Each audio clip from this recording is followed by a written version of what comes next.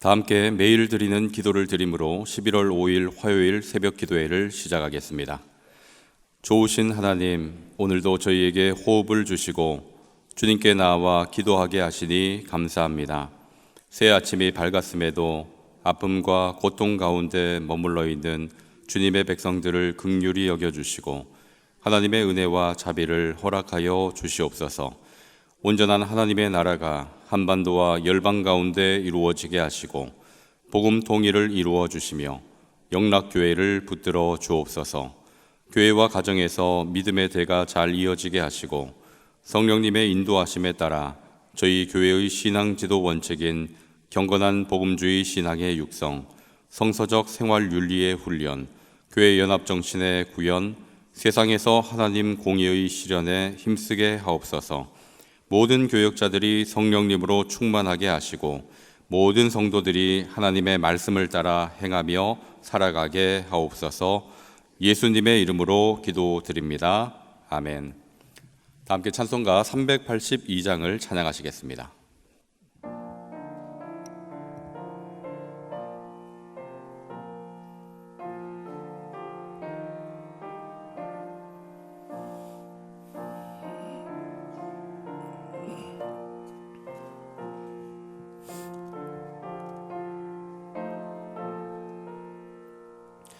너 근심 걱정 말아라. 주 너를 지키리. 주 날개 밑에 거하라. 주 너를 지키리. 주 너를 지키리. 아무 때나 어디서나 주 너를 지키리. 늘 지켜주시리.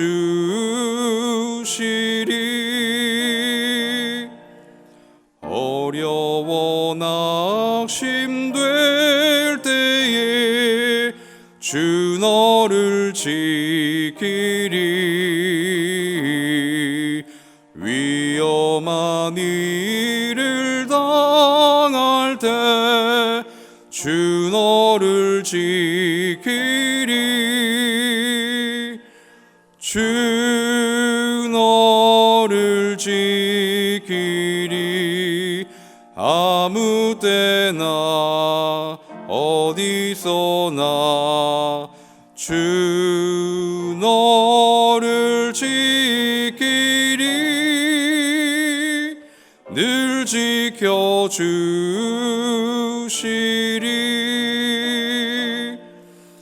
너 쓸 것 미리 아시고 주 너를 지키리.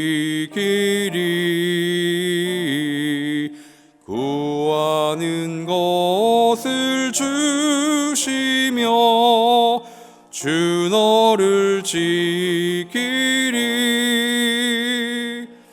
주 너를 지키리. 아무 때나 어디서나 주 너를 지키리. 늘 지켜주시리.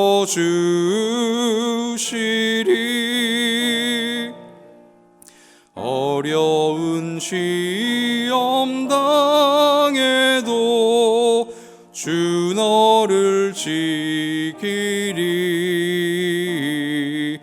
구주의 품에 거하라. 주 너를 지키리. 주 너를 지키리. 아무 때나 어디서나 주 너를 지키리. 늘 지켜주시리.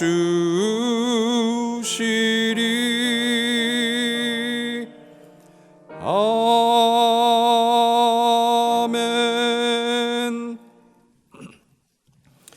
오늘 오이코스 성경 통독 범위는 사도행전 9장과 10장입니다. 그 중에 저희에게 주시는 하나님의 말씀은 사도행전 9장 3절에서 5절까지의 말씀입니다. 사도행전 9장 3절에서 5절 말씀을 한 절씩 교독하시고 마지막 절은 합독하시겠습니다. 사울이 길을 가다가 다메섹에 가까이 이르더니 호련히 하늘로부터 빛이 그를 둘러 비추는지라.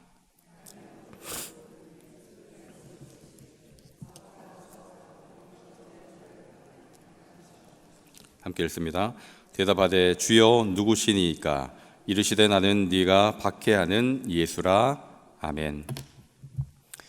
지난 시간에 보신 것처럼 성령 충만하여 말씀을 전했던 스데반은 사람들에 의해서 돌에 맞아 죽게 되었고 그 일로 교회는 큰 박해를 받아 흩어지게 되었습니다. 이때 예루살렘 초대교회 성도들의 그 심정은 어떠했을까요? 충격과 공포, 두려움, 슬픔 이런 감정들이 예루살렘 초대교회 교인들 마음속에 있었을 것입니다.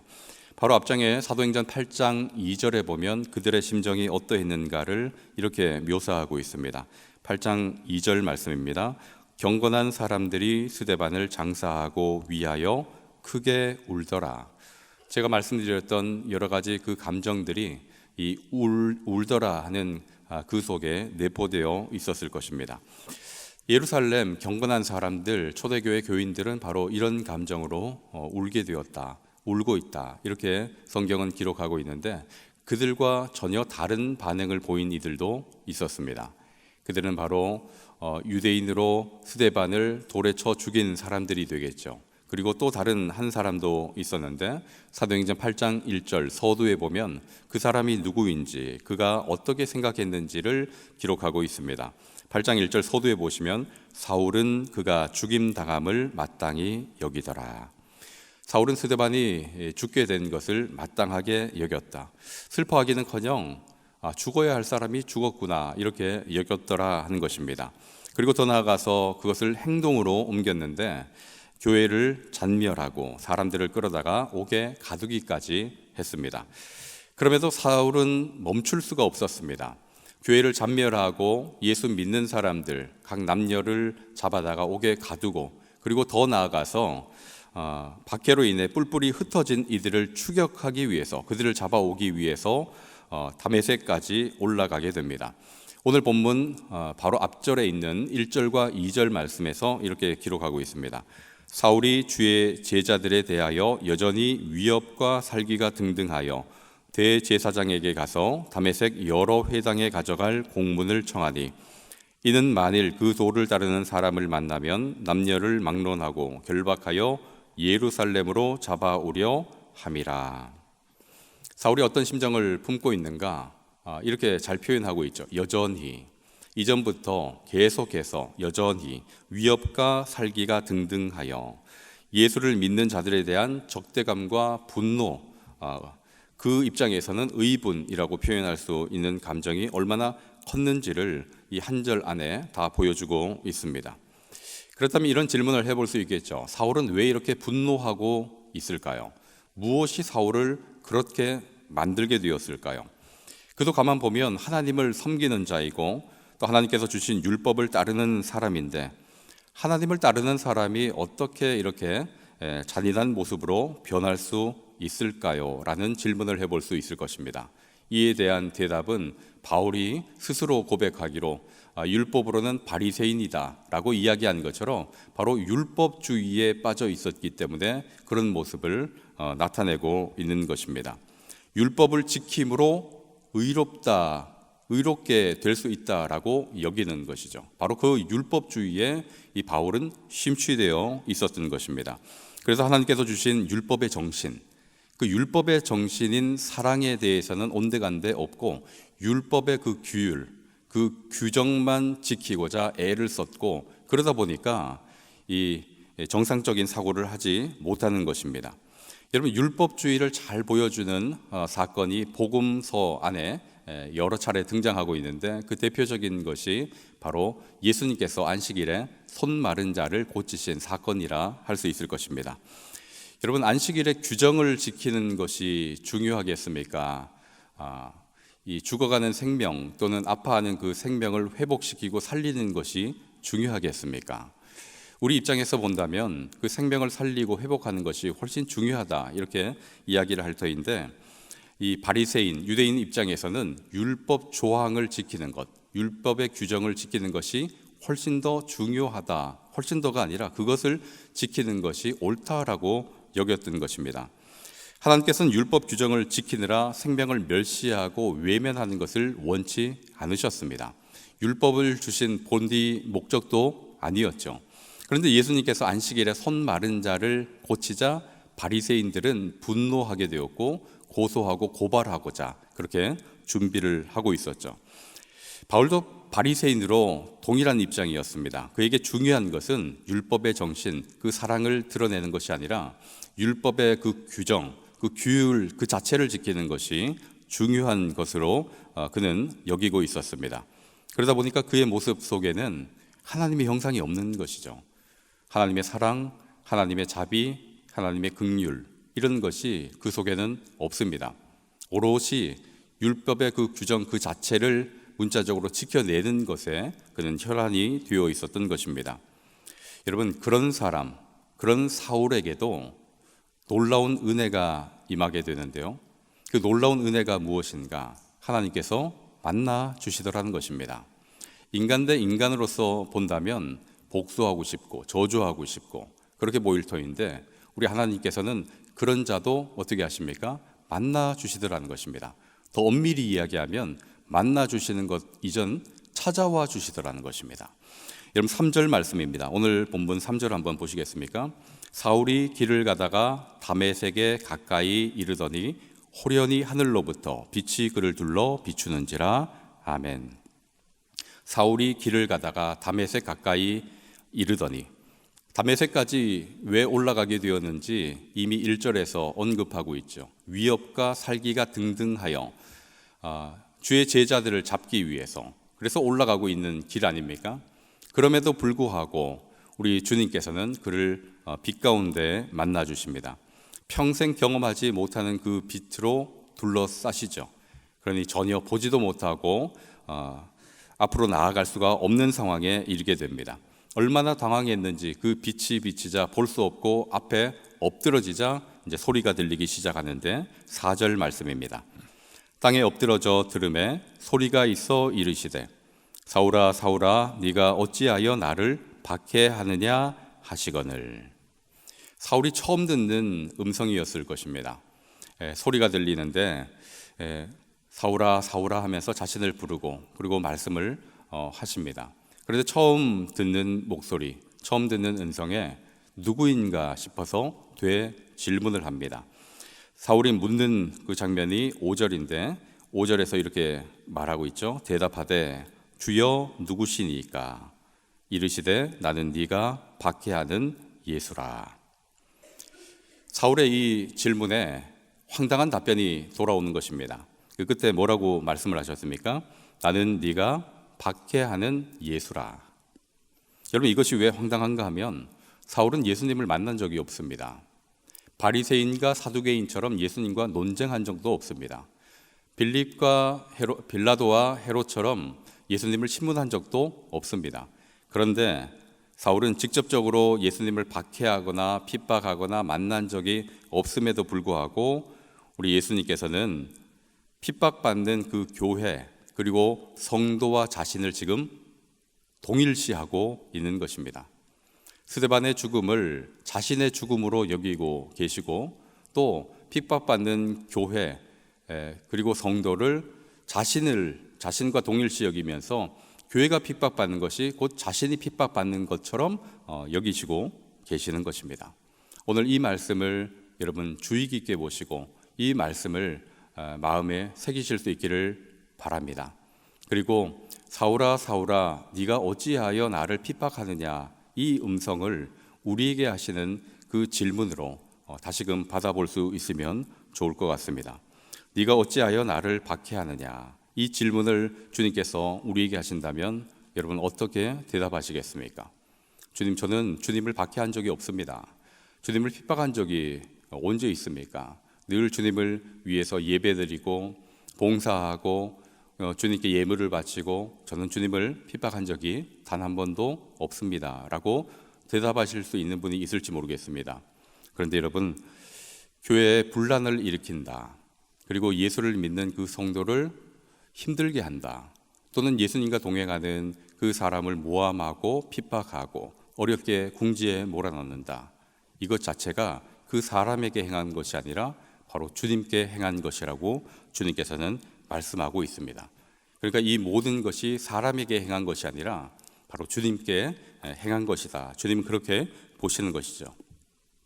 여러분, 마태복음 25장 양과 염소의 비유에서 바로 이에 대한 부분을 명확하게 말씀해 주고 계십니다. 우리 주님께서 양과 염소의 비유를 들어서 하신 그 말씀을 한번 찾아보고 같이 읽어보면 좋을 것 같습니다. 마태복음 25장 34절에서 40절까지의 말씀입니다. 마태복음 25장 34절에서 40절까지 찾으실 수 있는 분들은 찾으시고 한 절씩 교독해서 천천히 그 말씀의 내용을 음미하며 읽어보면 좋겠습니다. 예수님께서 그렇게 말씀을 하시죠. 서두는 복받을 자들이여 라고 말씀하시면서 지극히 작은 자 하나에게 한 것이 곧 내게 한 것이라 라고 말씀하시는데, 바로 34절부터 40절까지 한 절씩 교독하시면서 말씀을 음미해 보시길 바랍니다. 그때 임금이 그 오른편에 있는 자들에게 이르시되 내 아버지께 복받을 자들이여 나와 창세로부터 너희를 위하여 예비된 나라를 상속받으라.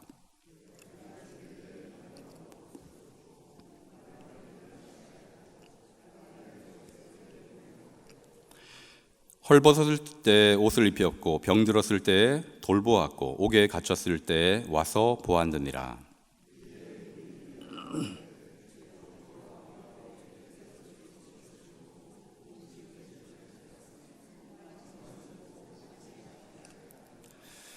어느 때에 나그네 되신 것을 보고 영접하였으며 헐벗으신 것을 보고 옷 입혔나이까.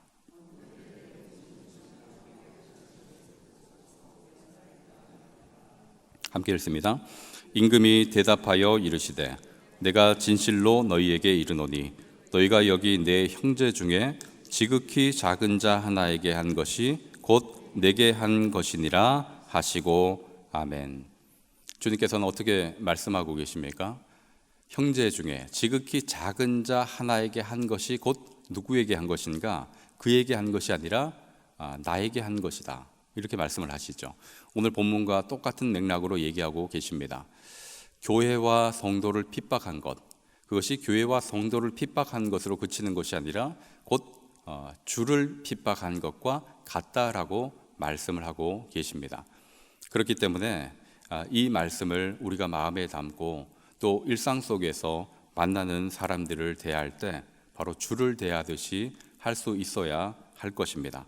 왜냐하면 지극히 작은 자에게 한 것이 곧 주께 행한 것과 같기 때문일 것입니다.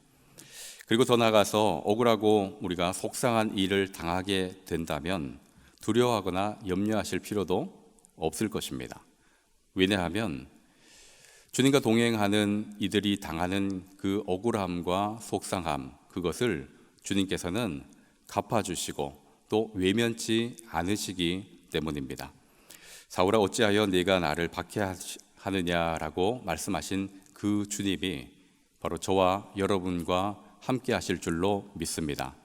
그러니 오늘 하루를 지나가실 때 이웃에 대해서는 주께 행하듯 하시고 또 억울하고 힘든 일을 겪게 된다면 또 주님께서 그것을 외면치 않으시고 대신 갚아주시고 또 함께 해주신다 하는 그 마음으로 또 감사하고 또 담대하게 이 하루를 살아가실 수 있기를 주님의 이름으로 축원드립니다.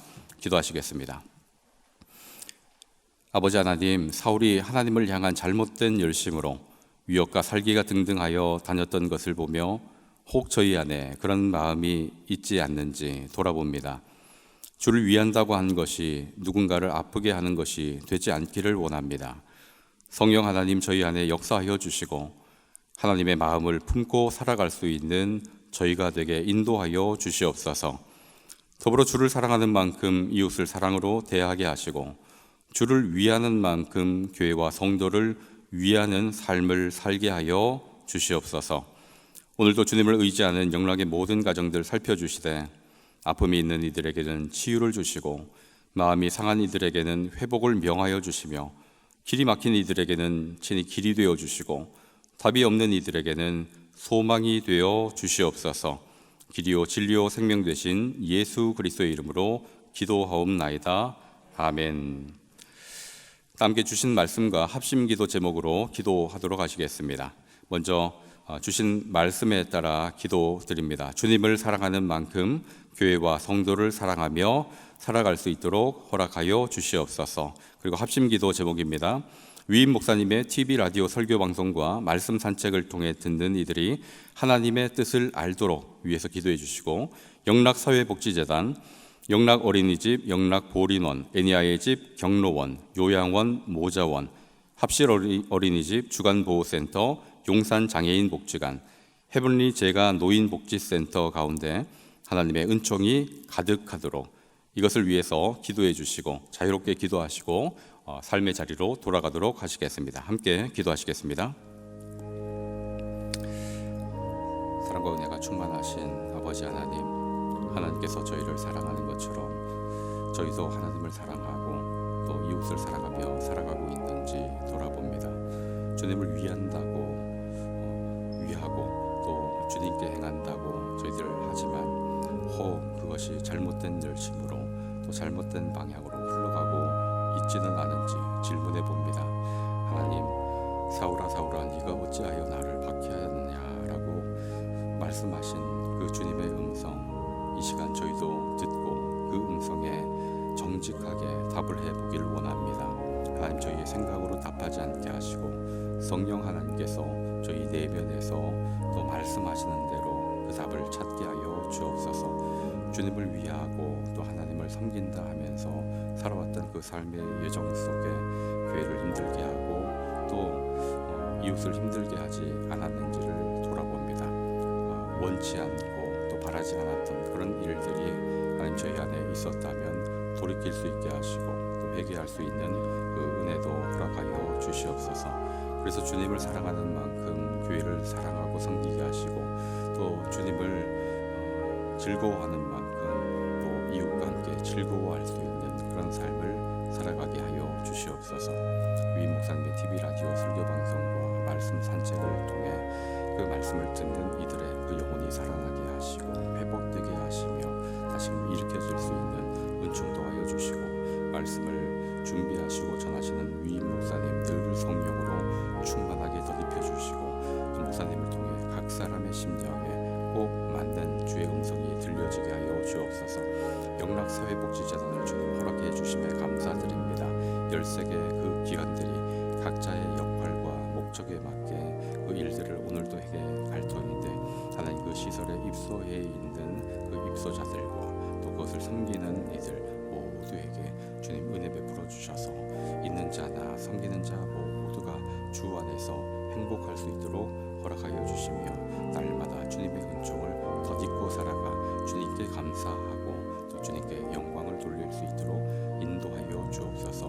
연약한 이들, 지극히 작은 자에게 행한 것을 나에게 행한 것이라 여기시는 주님을 믿고 살아갈 수 있는 우리 영락 사회복지 재단 속에 속한 섬김이들 또 직원들 다 되게 하여 주시옵소서.